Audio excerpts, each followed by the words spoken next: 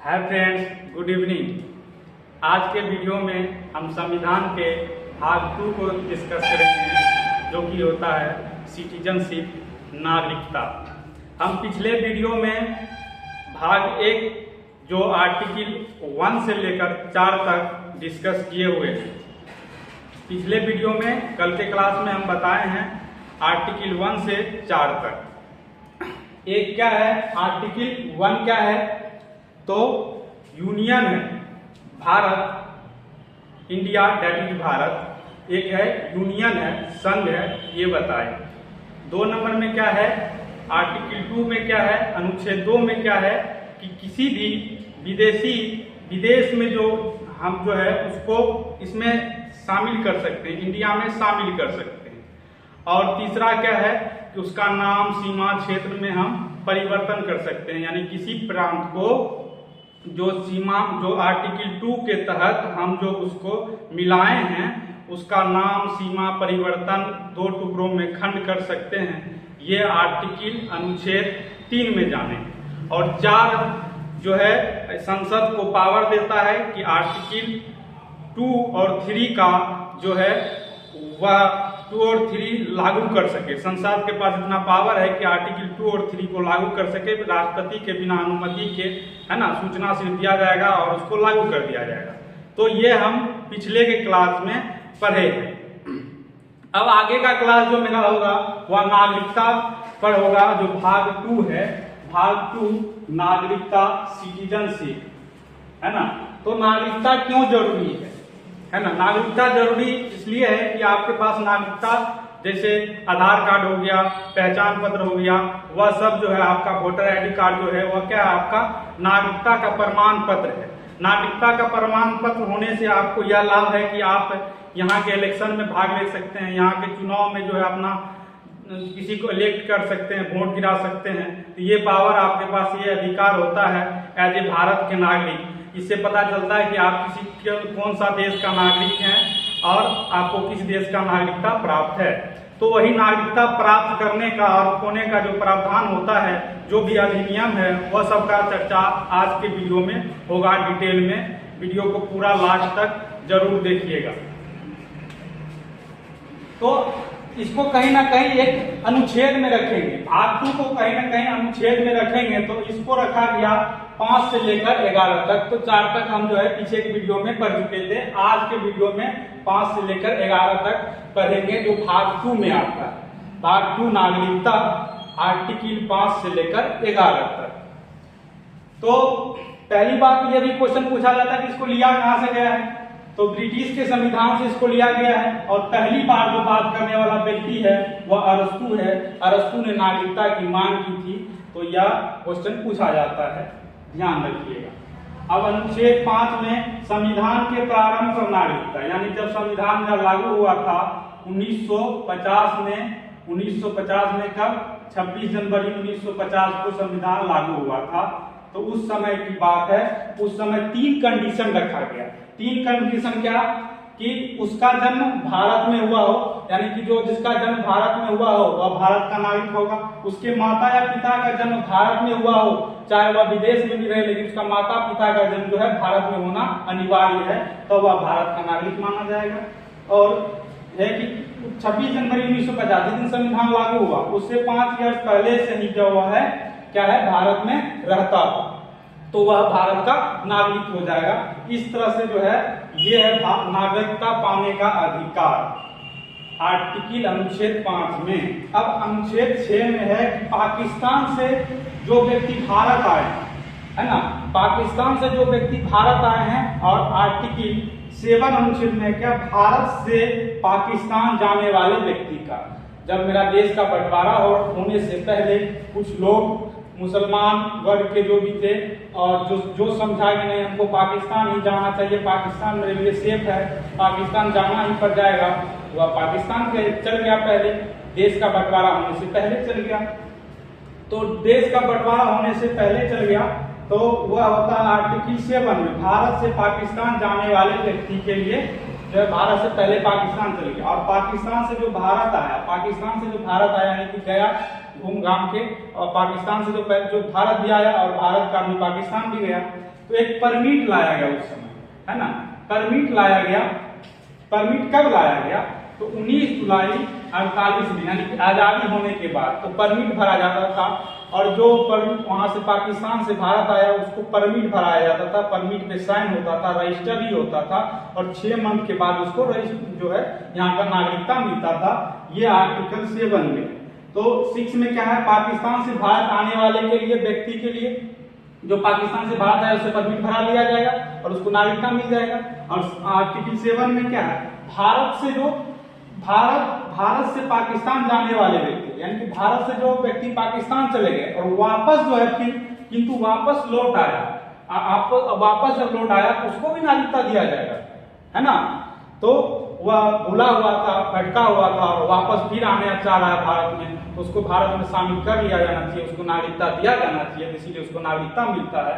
और 1 मार्च 1947 को जो है वह सब क्या किया था, इससे पहले जो है सब पाकिस्तान चल गया था, तो वह आएगा यहाँ, 6 मंथ रजिस्ट्री होगा, उसको नागरिकता मिल जाएगा।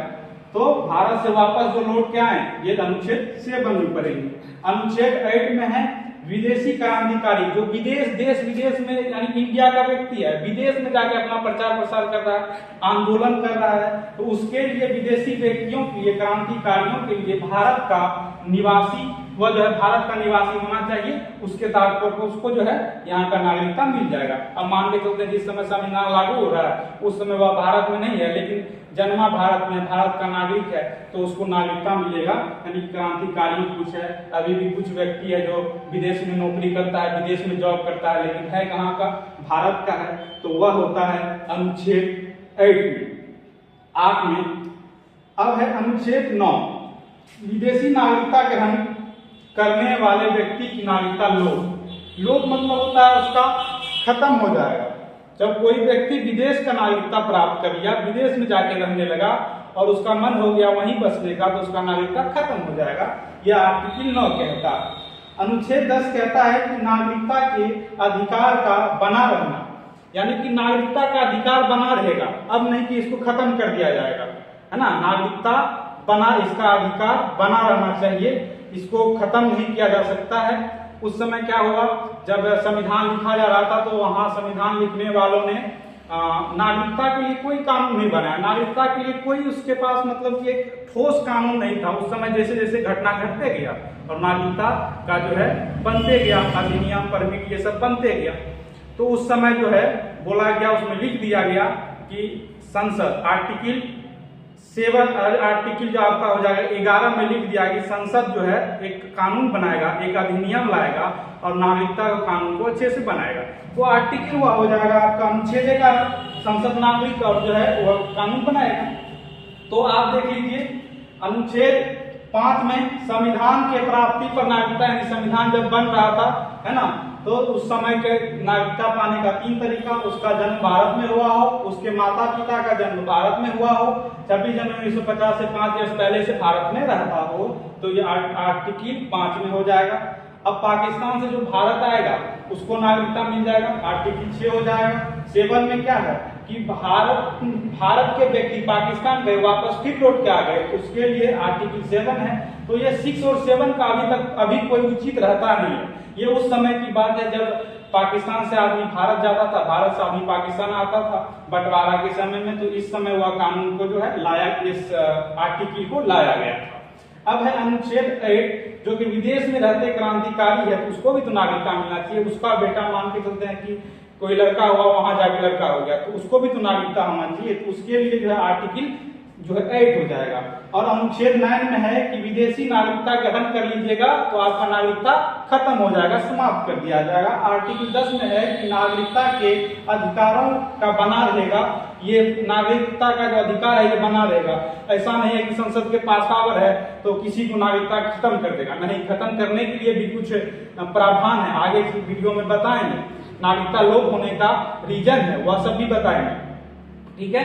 तो ये सब ग्रहण करने का बात है। अब है कि आर्टिकल 11 के तहत सांसद को पावर है कानून बनाने का, वह अधिनियम बनाया, और अधिनियम कब बनाया तो 1955 में बनाया। उसी को कहते हैं भारतीय नागरिकता अधिनियम 1955 से जो है ये प्राप्त है कि इसमें 5 तरीका, इसमें क्या है 5 तरीका। पहला तरीका क्या है, जन्म के आधार पर, यानी कि जन्म के आधार पर उसको नागरिकता मिलेगा। जब संविधान लागू हुआ है ना, लागू होने के बाद जो है उसको जन्म जो यहाँ भारत में हुआ होगा तो जन्म के आधार पर। अब वंशानुगत यानी कि उसका माता पिता भारत का नागरिक होना चाहिए। अब जो है रजिस्ट्रेशन करा लिया, पंजीयन करा लिया, 6 मंथ पंजीयन कराने के बाद हो गया, या वह जो है किसी पुरुष से शादी कर लिया तो उस स्त्री को यहाँ का नागरिकता मिल जाएगा।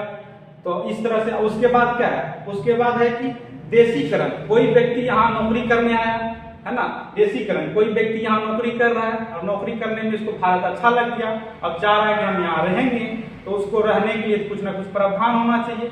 अब वह जो है वह रहेगा कि ये देशीकरण का उसको कहीं ना कहीं 8वां अनुसूची में 22 भाषा का जिक्र किया गया है, उसमें से शर्त रखा गया उसके लिए एक भाषा आना चाहिए, है ना। यहाँ कम से कम हुआ जो है 5 वर्ष रहा हुआ होना चाहिए, 5 वर्ष का नौकरी करना चाहिए, या किसी सरकारी पद पे होना चाहिए, कहीं नौकरी करता हो, ये है। और 5वां है भारतीय राज्य क्षेत्र में विस्तार। अब जो है भारत कहीं किसी को अर्जित कर लिया, किसी क्षेत्र को अपने में मिला लिया, तो उसको क्या है, उस वहां के जो व्यक्ति है उसको भी नागरिकता मिलना चाहिए। तो इस अधिनियम में जो है 1955 में अधिनियम लाया गया है ना, उस अधिनियम में जन्म के आधार पर वंशागणत अनुसार पर और पंजीयन अनुसार पर और देशीकरण अनुसार पर जो है भारतीय राज्य क्षेत्र में विस्तार हो जाए, उसके अनुसार जो है भारत का नागरिकता वह पा सकता है। इस अधिनियम में ऐसा रखा गया।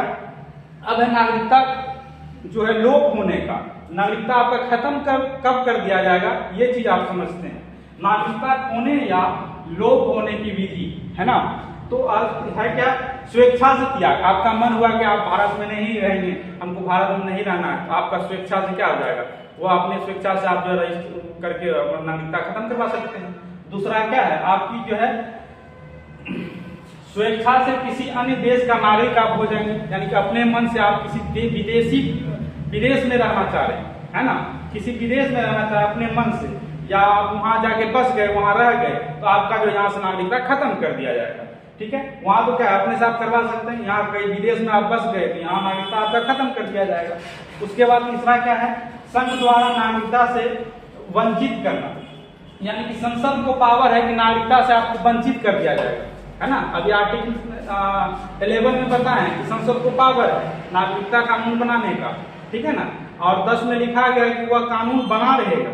तो ऐसा नहीं है कि आप जो है किसी का नागरिकता आप खत्म कर दीजिएगा, संसद आया किसी का नागरिकता खत्म कर दे, वंचित कर दे, नहीं, उसके लिए भी कुछ बातें हैं जो कि संविधान में लिखा गया है। क्या है कि वह असत्य अभिलेख होना चाहिए, यानी कि वह जो यहाँ रह रहा है उसके मतलब सही प्रमाण होना चाहिए। आपने कि गलत तरीके से वो नागरिकता ले लिया हो, है ना, झूठ कुछ बोल के फॉर्म भर के रजिस्ट्री करके अपना नागरिकता ले लिया हो, नहीं, उसके लिए सही होना चाहिए। यदि वह असत्य पकड़ा जाएगा तो उसका नागरिकता जो है खत्म कर दिया जाएगा, नागरिकता खत्म हो जाएगा। अब है देश या संविधान विरोधी कार्य करेगा, कहने का मतलब है कि वह संविधान के विरोध बोलेगा। अब मान के चलते हैं कि अभी जो है चीन से युद्ध हो रहा है, आप जो है चीन के सपोर्ट करेगा कि नहीं, चीन ऐसा वहां के मिसाइल के बारे में प्रचार प्रसार करेगा, तो वह उसको भारत विरोधी समझा जाएगा और उसका नागरिकता खत्म कर दिया जाएगा। ठीक है, तो उसका नागरिकता खत्म हो जाएगा। यदि अपराधी सिद्ध हो गया, है ना, अपराधी सिद्ध हो गया, भारत का नागरिकता मिल गया लेकिन अपराधी सिद्ध हो गया 5 साल के अंदर में, तो वह जो है वह उसका नागरिकता खत्म कर दिया जाएगा संसद के द्वारा, संसद को ये पावर होता है। तो नागरिकता खोने का और नागरिकता पाने का और आर्टिकल 5 से लेकर 11 तक संविधान के भाग 2 को, सिटीजनशिप नागरिकता को आज के वीडियो में समझाने का प्रयास किए हैं। आपको यह वीडियो कैसा लगा कमेंट में जरूर बताएं। यदि वीडियो अच्छा लग रहा है तो लाइक करें, सब्सक्राइब करें। धन्यवाद, मिलते हैं अगले वीडियो में।